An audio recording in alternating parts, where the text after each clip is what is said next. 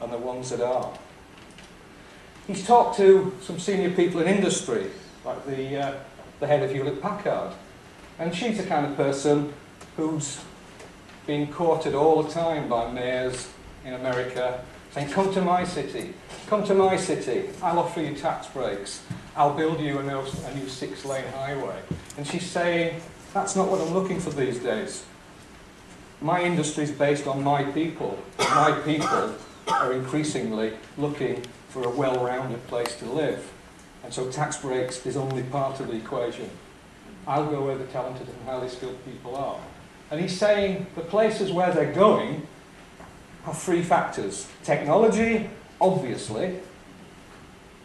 Talent, as we've said, talented people are clustering in certain places. But why are they doing it? Not simply because of what that city can offer them in the paycheck. It's about other things, and particularly he's talking about an atmosphere, an intangible atmosphere in many of these places of tolerance. And he's saying talented people come in all shapes and sizes. Male, female, black, white, able-bodied, disabled, gay, straight. We're all different. We all expected to be respected for that difference because that's part of what makes us intrinsically what we are and talented people, hopefully. And it's the places that are able to live with that, not just live with that, but work with it, are they going to be the ones that succeed and the ones that make people think, no, you've got to fit in with our way of doing things. Those are the places that Florida says are going to start sliding down the league tables. So how attractive is Derby? And on Florida's criteria, how would you say Derby is succeeding as a talent magnet at the moment? I'll leave that one with you. Places, in order to deal with these challenges that I'm telling you they're facing, have to be innovative. And that's innovative across the board. As we've said, innovative clearly in a Silicon Valley type of innovation. But that's not the full story by any means. Urban innovation, the way I see it, is about thinking differently. It's about planning the city in a different way. It's about governing differently as well as making wealth differently. My colleague Charles Landry, in his book Creative City, wrote quite a bit about this. Charles is particularly interested in what creates that atmosphere, that milieu in which creative people are able to achieve.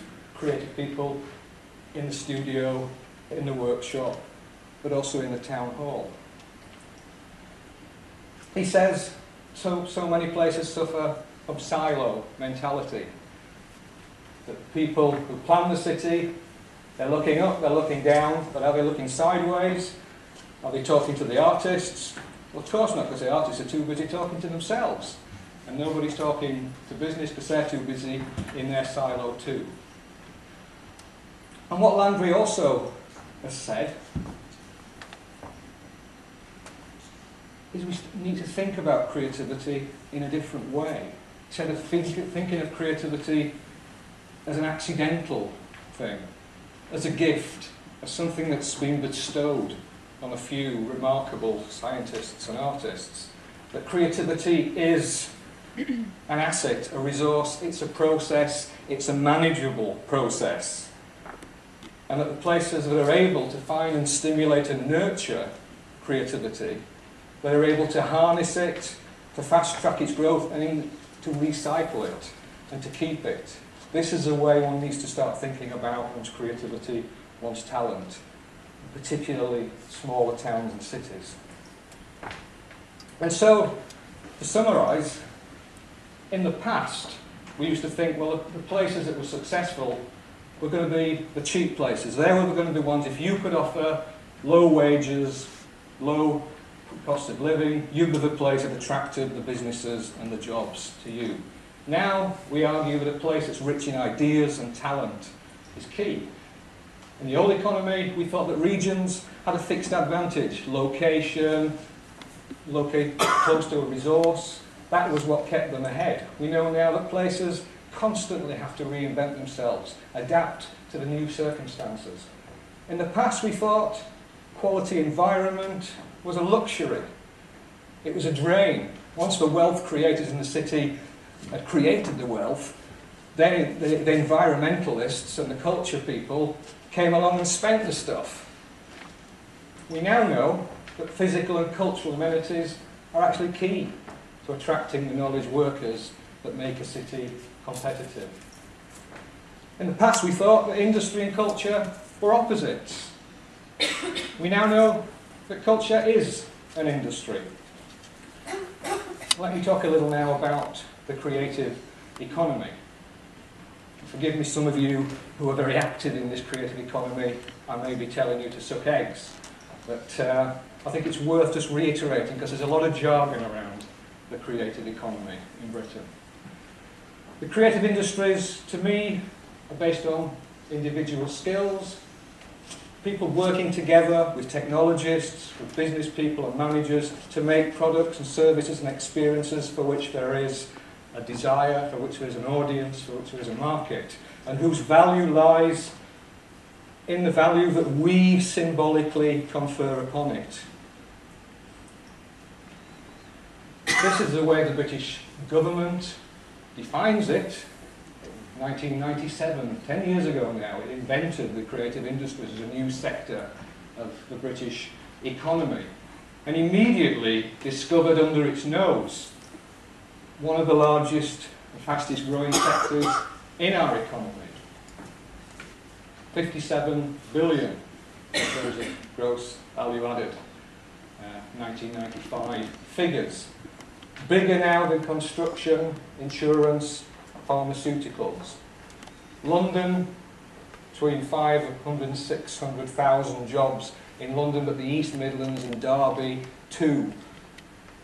Knows now that it has many jobs in this sector, and not Mac jobs, but real jobs.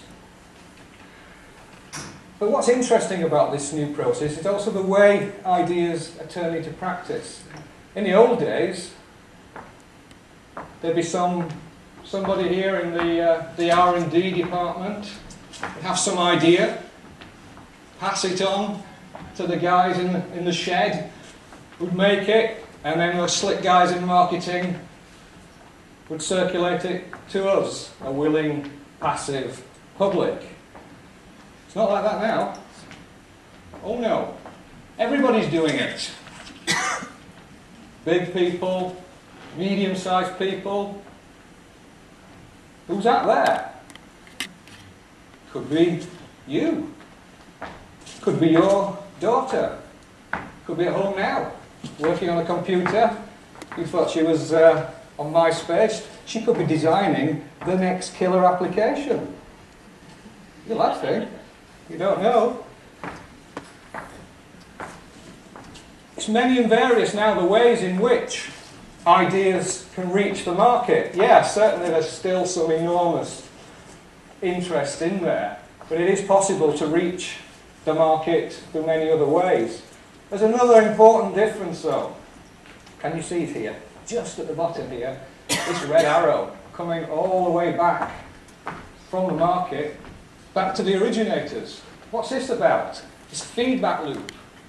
Because it's what I'm trying to say to you is that people, as consumers, are also producers in many ways now. Take something that Darby, I know, is very active in, the games software industry.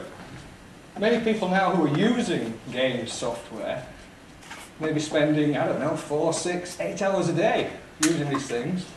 They know as much about these games, what's right with them, what's wrong with them, as the people who are actually producing it. They probably know more about it, some of them. They're spending so long on it.